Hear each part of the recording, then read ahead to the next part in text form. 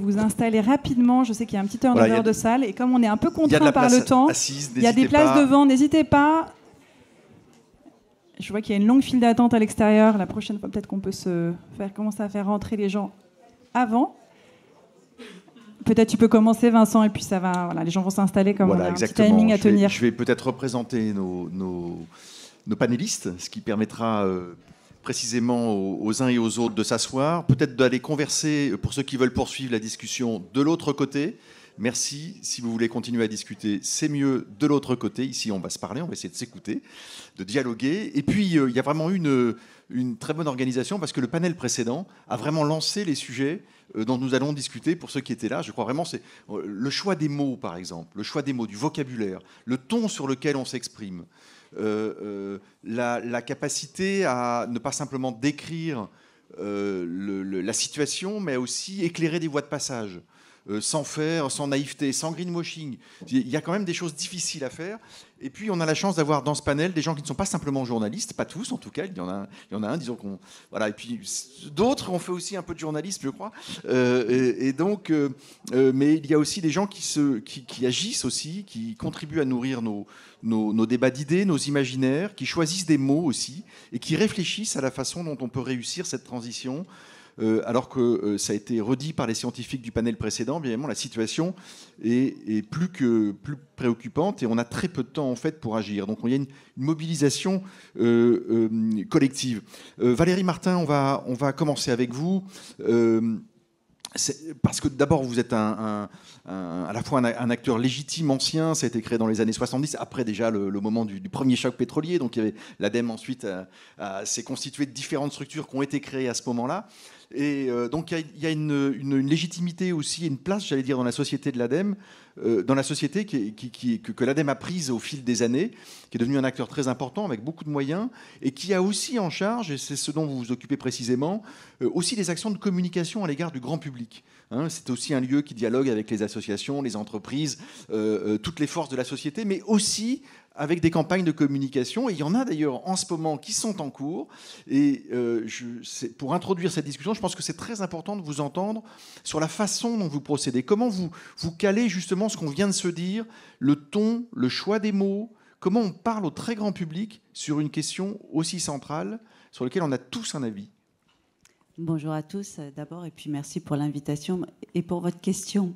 C'est une question vaste parce qu'aujourd'hui en fait on est dans un imaginaire depuis à peu près on va dire la fin de la Deuxième Guerre mondiale, fondée sur l'American Way of Life, qui nous fait croire quelque part que la consommation serait la source de notre bonheur.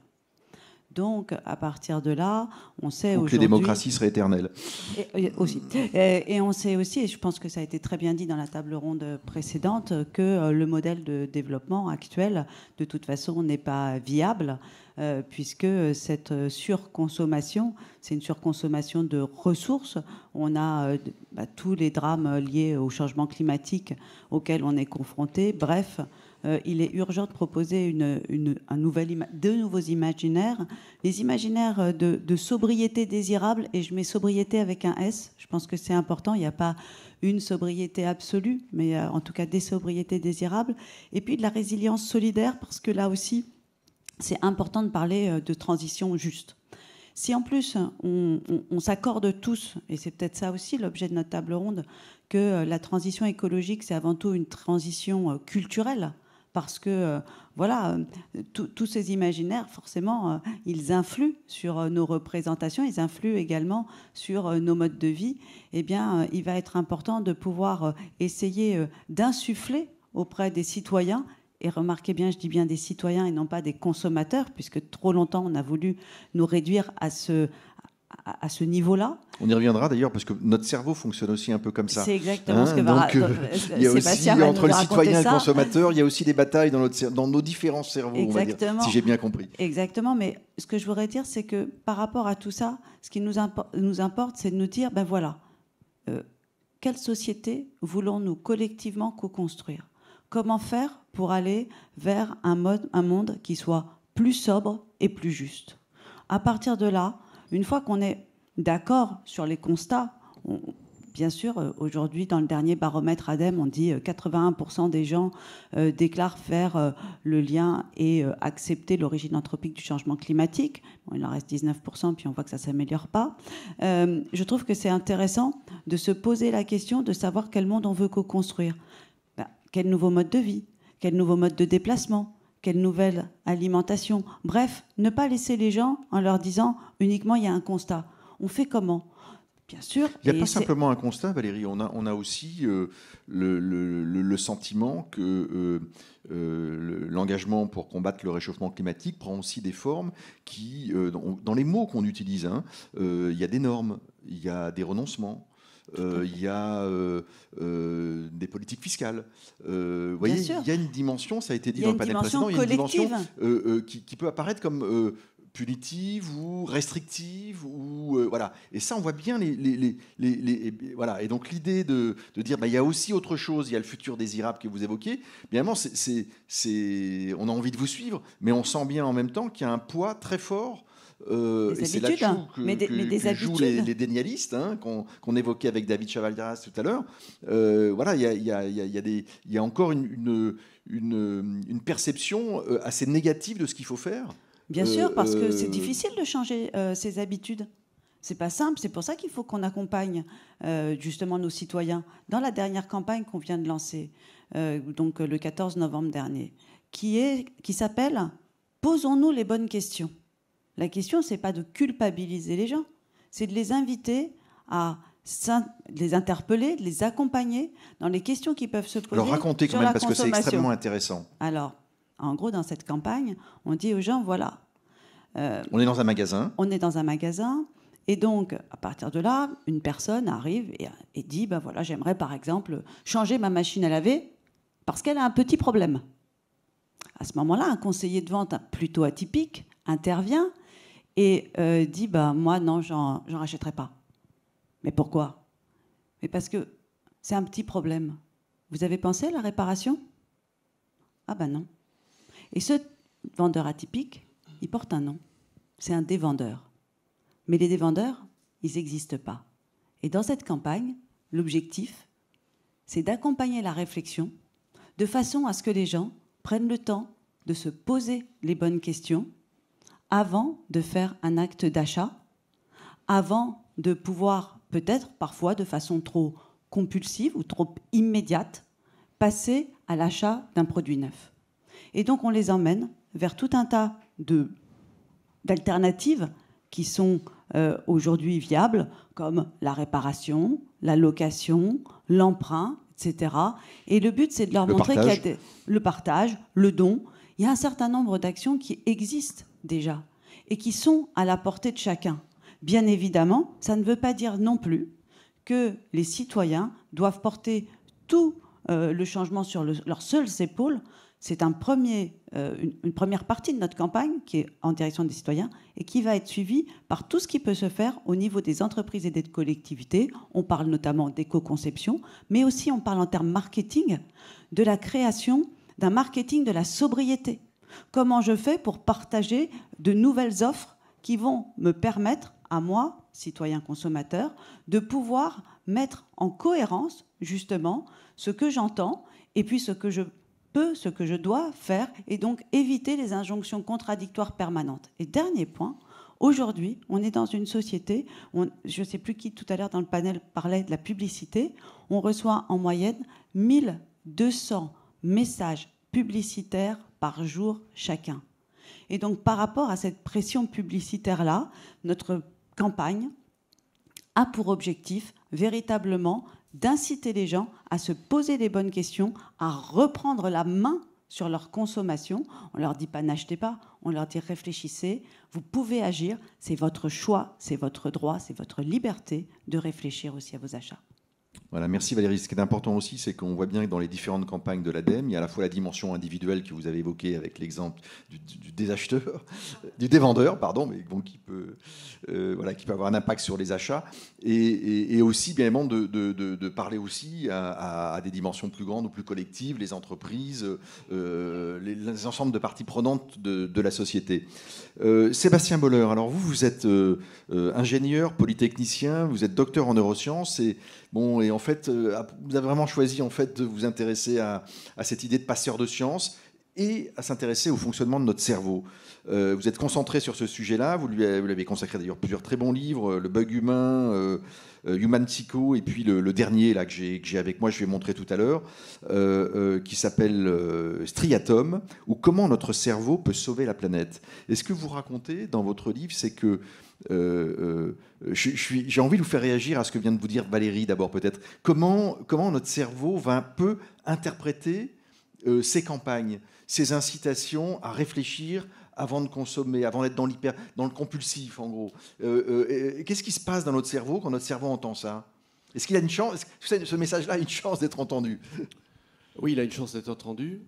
Mais c'est pas gagné. Il s'affronte à quelque chose de très, très lourd et de très puissant. C'est qu'il y a d'une part, c'est vrai, le mythe de la construction de l'individu dans la société moderne, de la réussite individuelle par la possession, par l'accumulation, par le plaisir de consommer. Et ce discours, il est fort parce qu'en fait, il appuie sur un petit bouton dans notre cerveau, une zone très pulsionnelle qui existe depuis des millions d'années et qui ne demande que de la facilité et de la consommation et du prestige à travers la possession d'un certain nombre d'objets qui traduisent la richesse, qui traduisent le prestige. Voilà, on a une partie pulsionnelle de notre cerveau qui nous a accompagnés tout au long de notre évolution et qui est très sensible à ces petits plaisirs gratifiants, instantanés, faciles. Et si la partie est si difficile à gagner, c'est parce qu'en fait, depuis des milliers d'années, c'est l'accumulation qui sert d'avantage sélectif pour l'individu dans la société. On le voit depuis les débuts du néolithique, il y a 10 000 ans. C'est en accumulant des biens que certains individus se hissent dans la hiérarchie sociale, deviennent des chefs de guerre, deviennent des seigneurs, des commandants de village, ça vient de très loin. S'octroient des privilèges sexuels, se reproduisent plus facilement. Et donc l'accumulation, c'est quelque chose qui vient de très loin. Et aujourd'hui, on est dans une transition qui, à mon avis, plus presque une révolution. C'est-à-dire qu'on est obligé, là, de tourner une page qui est, en fait, pas une page, mais des chapitres. C'est anthropologique, quasiment. Ouais, c'est des chapitres très, très, très longs. Et c'est possible néanmoins. Pourquoi? Parce que le dévendeur, qu'est-ce qu'il va faire? Moi, je trouve cette image intéressante. Il va dire réparer, louer, partager. Bon. C'est pas ce que notre cerveau, de base, primitif, notre cerveau reptilien, veut spontanément. OK. Mais ce qui est important, c'est de voir que c'est le pouvoir de la norme sociale qui va jouer. Parce que ce petit cerveau reptilien, ce striatum, c'est le titre du livre, ce qu'il veut fondamentalement, c'est certes se nourrir facilement, acheter des choses tout de suite sans prendre le temps d'attendre un réparateur qui veut mettre 2 ou 3 mois à venir, malheureusement c'est la réalité aussi. Mais ce qu'il veut avant tout, c'est avoir une place dans un groupe. Il veut avoir un statut. Il veut être valorisé, il veut être reconnu. C'est le besoin humain fondamental. Et c'est pour ça qu'on va sur les réseaux sociaux, pour avoir de la dopamine, cette hormone du plaisir, quand on grimpe dans la hiérarchie virtuelle de notre groupe. C'est pour ça qu'on achète un nouveau téléphone tous les ans, parce que ça permet de se mettre en valeur, des nouvelles baskets. C'est pour ça qu'on achète un gros SUV, ça permet d'être au-dessus de tout le monde. Mais derrière, c'est ça qu'on veut. Et c'est pour ça que si un jour, on arrive à créer un discours collectif, un récit qui permet aux individus de sentir qu'ils vont avoir une place, un rôle à jouer et une reconnaissance dans le regard de leurs semblables, quand ils vont commencer à adopter ces comportements vertueux, alors là, on peut commencer à activer ce petit diable de striatum primitif et le forcer à nous donner du plaisir quand on va être dans la logique du dévendeur. Mais ça, c'est une construction qui est de l'ordre du récit et qui est de l'ordre des messages de promotion qu'on va donner, qui est de la façon dont on peut recruter des prescripteurs, des stars, des personnes qui ont un capital sympathie énorme, et dont on va créer des groupes, des masses critiques d'individus suffisamment larges, qui portent un message avec des valeurs, qui convainquent, et qui donnent à chacun l'impression qu'il va être vraiment une star dans ce nouveau récit. C'est un ressort. C'est pas le seul, parce qu'on a parlé de la sobriété, et vous disiez, Valérie, je suis très heureux de l'entendre, que dans l'acte d'achat, il y a le potentiel de compulsif, tout de suite, facile, accumulation, statut, ok, mais il y a aussi la liberté de l'individu et de dire, mais finalement, si ça m'amène dans le mur, si ça m'amène vers l'absurdité, est-ce que j'ai pas la capacité de résister à ce confort, de résister à ses habitudes, de résister à ces chapitres d'histoire humaine basés sur un modèle qui est obsolète.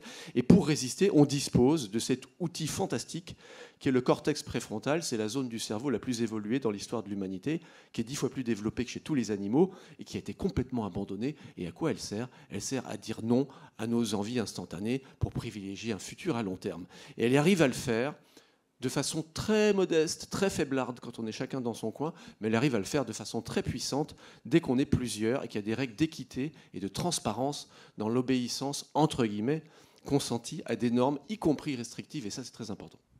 Est-ce que vous pensez, en vous écoutant, je me disais, bon, c'est vrai que ça vient de très loin, cette histoire-là, c'est notre façon de fonctionner, de réagir à nos comportements sociaux. Est-ce que, je ne sais pas si vous avez fait cette étude-là, mais est-ce qu'il y a dans les jeunes générations, on dit qu'aujourd'hui elles sont beaucoup plus sensibles aux préoccupations climatiques, de biodiversité, est-ce qu'il y a l'éducation aussi qui passe par là, c'est-à-dire est-ce qu'on peut retoucher, j'allais dire, la fabrique, nos modes de fonctionnement interne, aussi à travers, est-ce qu'il y a une nouvelle génération qui n'aurait pas un bout du nouveau logiciel dont vous parliez ? Alors la nouvelle génération, si on prend la jeunesse, c'est un moment... Enfin, oui, il y a des jeunes et pas une jeunesse, oui, on est d'accord. C'est ça, mais c'est quand même un moment où le cerveau est très très sensible à la norme du groupe. Aux stimulations et aux normes de groupe. Et aussi à la norme du groupe. Alors, il est très sensible à tout ce qui est plaisir facile, rapide. Donc là, c'est le côté... pas gagné, là. Pas gagné. D'autant plus qu'on a quand même des générations qui ont été un petit peu dans un trend éducationnel où il ne fallait pas trop créer de frustration, donc plutôt permettre au désir de s'exprimer facilement.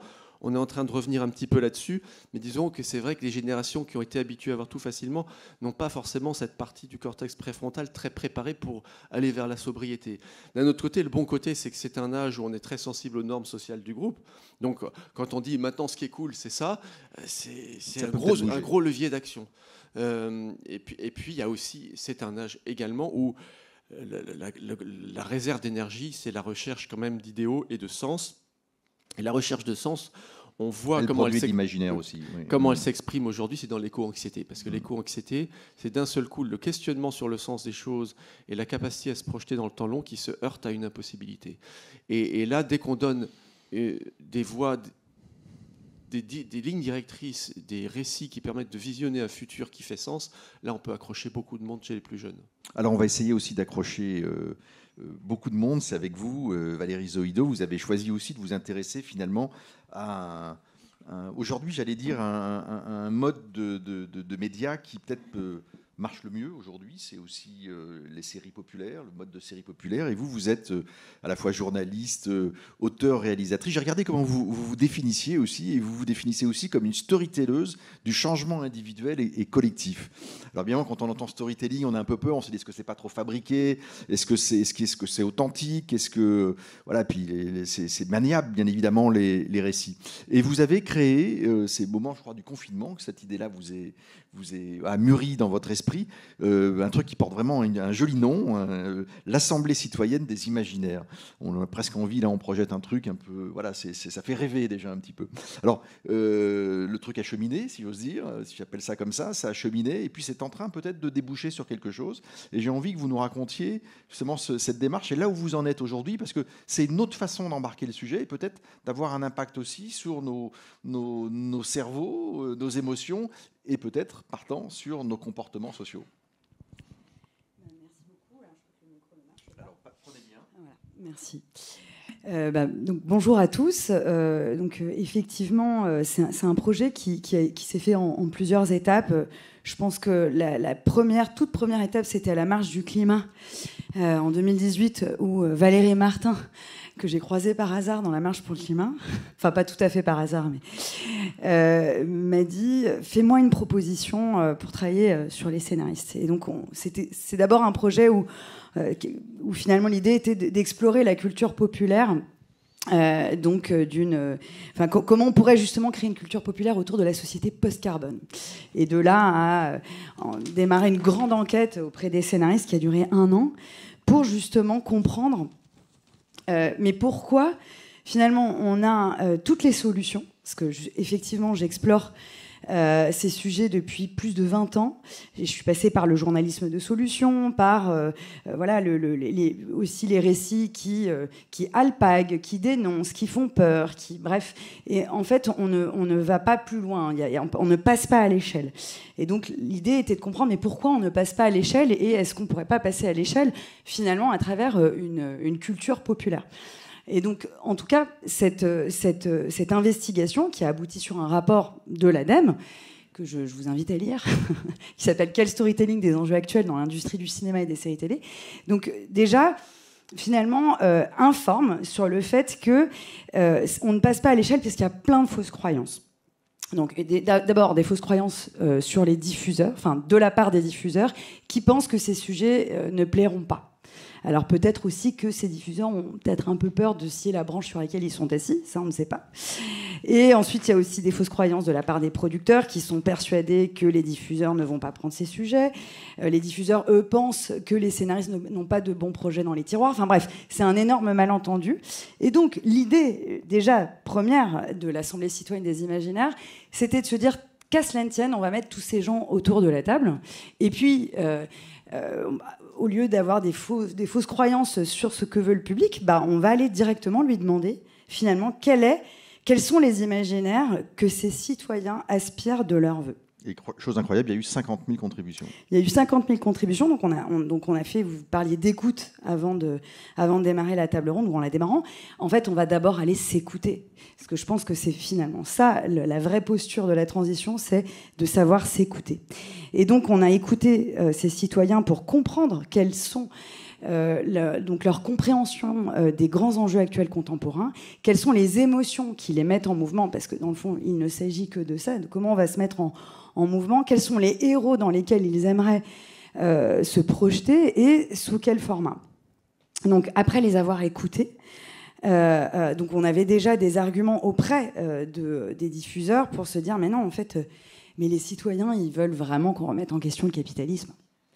Alors le capitalisme néolibéral, le capitalisme qui prône une société de consommation de masse, qui est complice de cette société qui vient stimuler notre striatum.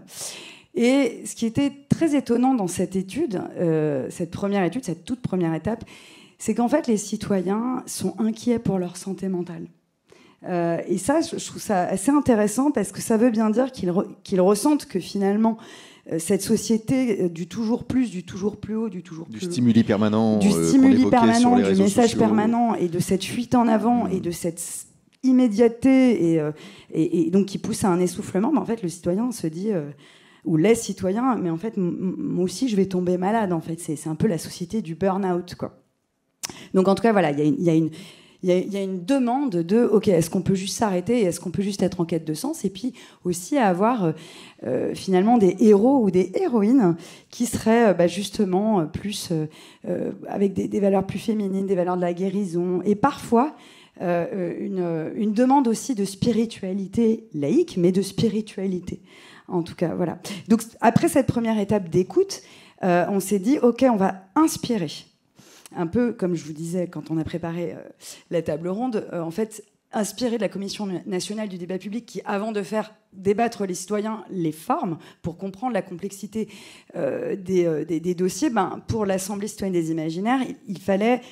faire une vraie pédagogie autour de, voilà, c'est quoi une société compatible avec le vivant, c'est quoi finalement la métamorphose, c'est quoi le problème. On a une chercheuse interdisciplinaire qui dit il ne s'agit pas tant de trouver des solutions que de se déconnecter du problème.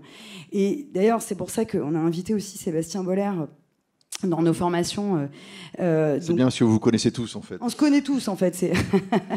Mais en tout cas, on est plus intelligent à plusieurs. On réfléchit. Voilà, on n'a pas raison. Personne n'a raison. La raison est entre nous, comme dirait Spinoza. Et donc voilà. Donc toute l'idée aussi, c'est d'informer et d'élever les consciences en se disant, mais voilà, une fois qu'on a identifié le problème, comment on s'en déconnecte et comment on crée l'émergence d'un champ des possibles. Donc après cette deuxième étape, on a emmené les citoyens, on a fait écrire les citoyens dans toute la France dans des ateliers d'écriture animés par nos ambassadeurs qui s'appellent les imaginateurs. Et donc toute cette matière vivante a été récupérée, analysée par notre partenaire spécialisé en intelligence collective qui s'appelle Blonov. Et donc on a soumis cette matière vivante à des scénaristes professionnels. Et là, vous les avez emmenés dans des ateliers d'écriture ou en résidence d'écriture chez Thomas Dansbourg, donc, qui est un de nos parrains. Et on l'a fait sciemment chez lui parce que Thomas Dansbourg, qui est le chantre de la communication non violente, et justement un des apprentissages dans ces nouveaux récits, c'est d'apprendre à se pacifier, de pacifier son lien déjà à soi-même, à l'autre et évidemment au vivant. Alors voilà, et le dernier temps, c'est qu'aujourd'hui, ces scénarios, le temps d'après, puisque là ils sont dans l'écriture, ça sera proposé d'abord à TF1, puisque vous avez un accord avec TF1, et ensuite à d'autres producteurs pour essayer de bâtir donc des séries populaires. Je vous redonnerai la parole tout à l'heure. Ce que j'ai dit est exact d'abord? C'est tout à fait exact. Voilà. Les scénaristes sont en train d'écrire des synopsis à partir de la matière des citoyens pour ensuite... On vous fera revenir l'an prochain pour avoir la suite de l'affaire. Cyril Petit, voilà, je retrouve un confrère, je suis heureux de te retrouver ici. Tu es maintenant rédacteur en chef délégué à Ouest France, qui est un très grand journal régional, local, et qui a d'ailleurs été aussi, qui travaille sur une zone qui a été aussi très marquée par des accidents climatiques récents. Et donc, c'est un journal aussi qui a réfléchi très en amont, sans doute aussi à cause de la qualité de ses liens avec ses lecteurs, à la façon dont il fallait parler de ces sujets-là. C'est-à-dire que, bien évidemment, on en parle, comme on le disait dans la table ronde précédente, quand c'est la tempête maximale, quand c'est l'inondation, quand ça brûle. Et en même temps, il ne faut pas parler que de ça, et même de ça, comment en parle-t-on dans un quotidien, dans un contexte qu'on a évoqué, un sujet qu'on a évoqué aussi tout à l'heure, de la news fatigue, c'est-à-dire aussi, les gens vous parliez, Valérie, de santé mentale, mais on le retrouve aussi dans les études plus globales sur les médias, où il y a une news fatigue, les gens se déconnectent aussi de temps en temps parce que les news sont trop anxiogènes et que ça crée aussi de l'éco-anxiété, peut-être du burn-out, ou en tout cas une forme de problème mental. Merci Vincent. Bonjour à tous. Petite précision, Ouest France n'est plus seulement un oui, c'est national maintenant. Local, c'est national maintenant. Via notamment son expansion numérique. Oui, comme vous le savez, Ouest France est très engagé sur ces questions-là. Je le dis, moi, avec d'autant plus comment dirais-je, j'ai pas de gêne à le dire, que je viens d'arriver. Donc, je ne suis pour pas grand-chose dans tout ce qui se passe à Ouest France, même si, évidemment, je m'y inscris complètement. Donc, je reviens pas sur les chartes, je reviens pas sur nos engagements, je reviens pas sur tout ce qu'on fait. Vous le voyez, mais je vais vous donner quelques exemples. Nous, la façon, et puisqu'on parle de récit, je vais essayer de vous donner des exemples précis de comment on peut raconter pour faire changer les choses, comment on peut raconter le changement climatique. Nous, à Ouest France, on a une charte des faits divers. Alors vous allez dire, pourquoi il me parle de ça? La charte des faits divers, et qui globalement est un peu la charte de Ouest France, c'est dire sans nuire, montrer sans choquer, dénoncer sans condamner, témoigner sans agresser. Et bien, en fait, on n'est pas si loin que ça dans la façon dont on raconte le changement climatique. Et évidemment, on s'est dit, on va se donner un peu de temps pour inviter les gens à transformer leurs pratiques. Mais en fait, le problème, c'est que l'actualité, elle nous rattrape. Donc, en fait, on pensait qu'on avait un tout petit peu de temps et on n'en a pas. Donc, on a évidemment ces questions de traitement de l'actualité que tu évoques, Vincent, la tempête, mais aussi les inondations plus récemment dans le nord de la France. Mais la question, c'est comment, tout le temps, y compris quand il se passe des choses, mais qui sont des signaux parfois plus faibles, comment on raconte tout ça sans tomber dans l'éco-anxiété, puisque il ne faut pas que les gens détournent leur regard. Donc nous, d'un point de vue très concret, ça veut dire qu'on s'est posé des questions, par exemple sur les couleurs. Je vais vous montrer un truc, c'est loin mais c'est normal. Ça, c'était la première version. Vous n'allez pas voir grand-chose à part que c'est tout rouge et que ça fait très peur et que personne n'a envie d'ouvrir ça. C'était la première version d'une double page sur les actions nécessaires face au changement climatique. Et collectivement, on s'est dit non, les gens ils vont ouvrir cette page et ils vont passer à celle d'après. Donc ça n'a aucun intérêt. Donc on peut dire la même chose de manière différente. Donc cette page à la fin, elle devient celle-ci. Donc paradoxalement, il n'y a presque plus de rouge. Elle est verte, on dit les mêmes messages avec d'autres codes. On a dans notre charte très, très complète, et qui n'est pas qu'une charte d'intention, il y a une dizaine de points dans la charte, mais derrière, il y a 38 pages à l'usage des journalistes, avec des bonnes pratiques, avec des guides, avec des trucs qu'on a encore vus récemment et trop souvent, mais qu'on a besoin d'écrire, nous, pour ne pas tomber dans le piège, qui est de dire, évidemment, au moment de la canicule, on n'illustre pas la canicule avec des gens qui mangent des glaces dans des fontaines sur les places publiques. Comme ça, entre nous... On a vu ça ailleurs, oui. Voilà, peut-être que c'est un peu tarte entre nous de le dire, parce qu'on se dit, bah oui, évidemment, mais en fait, non, pas évidemment. Il y a aussi la question des mots. On essaie d'éviter, alors comment dirais-je, ça arrive qu'on l'utilise, mais on préfère changement climatique à crise climatique, parce que la crise ferait penser à quelque chose qui est forcément daté et qui va s'arrêter à un moment, puisque une crise, ce n'est pas forcément sur du long train. Donc il y a cette façon à laquelle on réfléchit sur comment on illustre les papiers. Je parlais de combien on met de magenta dans le rouge.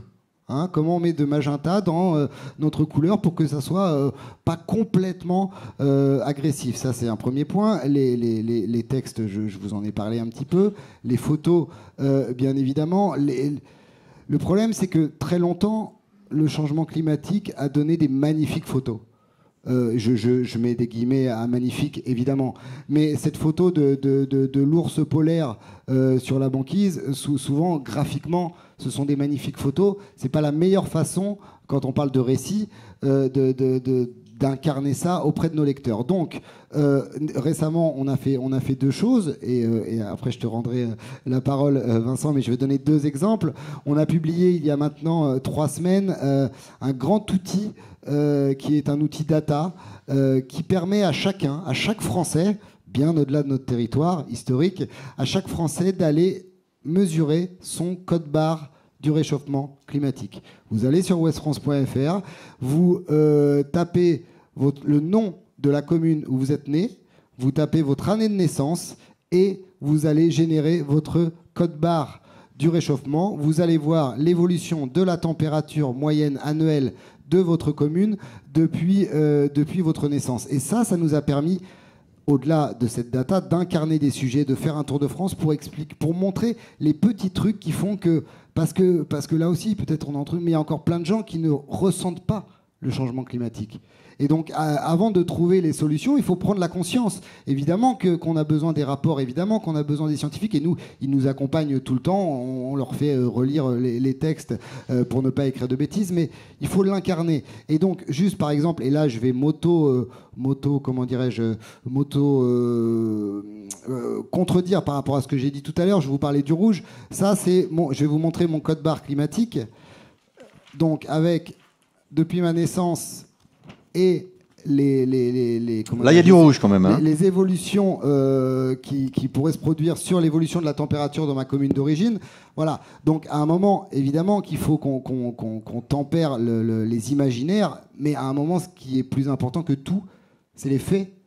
Et je termine par un autre exemple pour parler et rapprocher un tout petit peu de la fiction. On a fait au début de l'été une grande fiction avec l'aide de 4 scientifiques, où on a raconté à quoi ressemblera, je ne sais pas s'il faut mettre le conditionnel ou pas, la vie d'une Nantaise en 2050 si tout continue comme ça a commencé.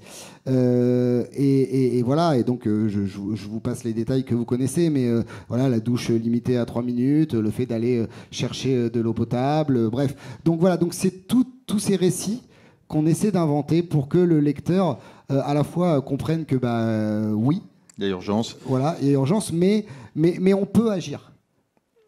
Et collectivement, et voilà, Valérie Masson-Delmotte qui était là tout à l'heure, elle a dit récemment, elle nous a dit collectivement, si on se retrousse tous les manches, on peut faire des trucs.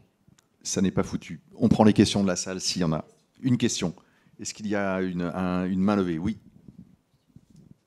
Bonjour. Bonjour, monsieur. Une mini-anecdote qui résonne avec ce que chacun vous avait dit. Je vis à Bordeaux.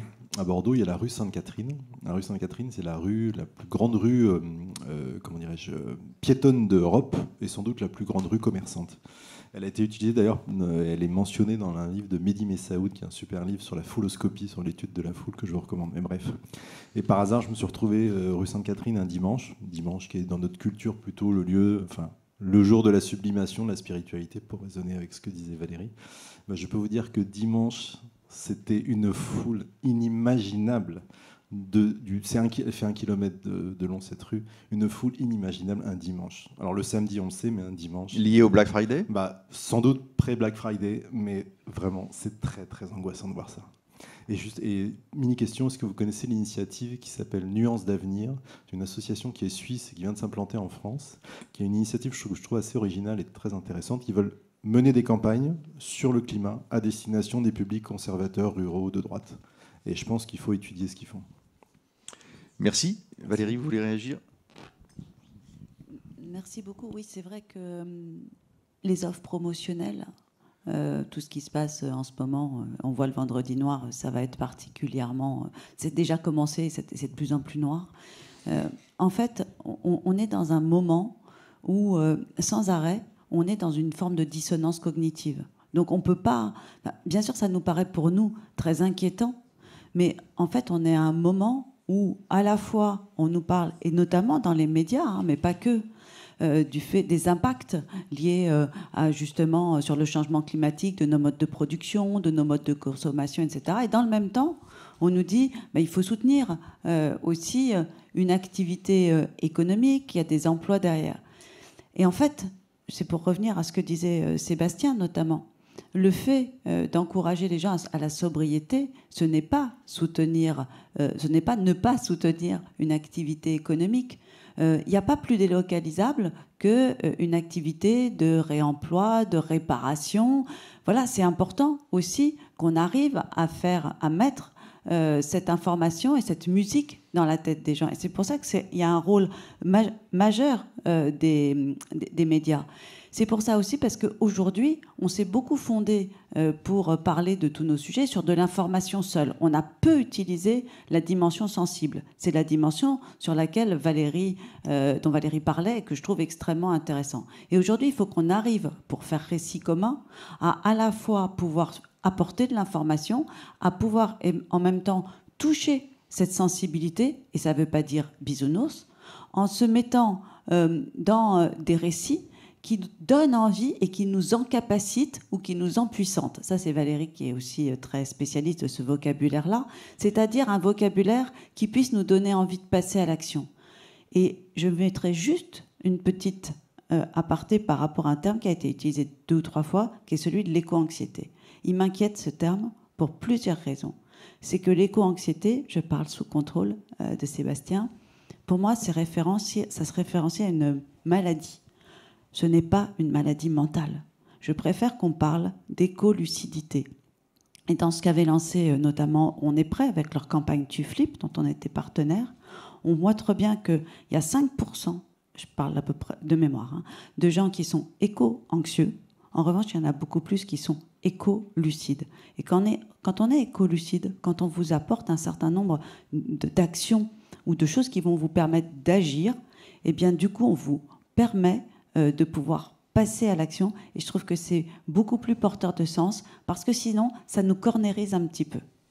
Voilà, on va peut-être rester sur ce mot écolucide. Je suis désolé, le temps a filé, ça a été plus rapide que ce qu'on imaginait. On pourra poursuivre dans les couloirs ou dans l'accueil. Je vois une main qui se lève, mais on va devoir s'interrompre maintenant. Capucine, la suite, c'est à quelle heure ? Eh bien, c'est maintenant.